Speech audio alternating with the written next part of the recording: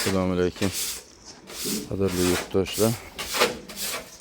Mana Toshbuloq, Namangan viloyat Toshbuloq tumaniga bergan gazablogilarimizdan qilingan mana shu uylar, mana shu yetib borgan gazablar. Ozgina montaj qilib qo'ydik. Yomon yaxshi joyini kesish emas, maqsad montajni shu ana uy tushdi. Qalay bo'ldi? So'ragan odamlarga kolonna qo'ysam bo'ladimi, yo bo'lmasa kolonnani kichikroq qo'ysam bo'ladimi degan odamlarga mana shu videolarni hammasini bitta xonadonda qurilgan uyi, obyekti bundan boshidan oxirigacha ko'rsatdik. Faqat o'sha boshidan oxirigacha deganda devorlarni o'zini nazarda tutyapmiz. Mana shu holatda bo'lgan. Mana shu holatda.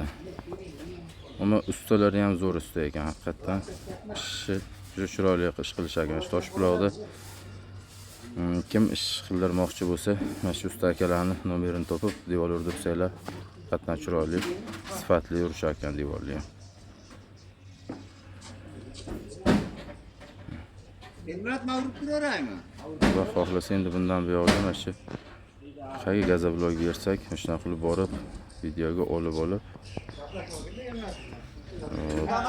qandoq qilsa, nima qilsa qulay tushadi, ham arzon, ham sifatli, ham chiroyli chiqadigan variantlarini videoga olib, ustakalardan maslahatini olib, surat tashlab borishga harakat qilamiz. Mana shu kanalimizda rivojlantirish yo'lida, ishimizni rivojlantirish yo'lida. Aslan aka, o'sha biz bergan gazablolar cho'tki chiqibdi.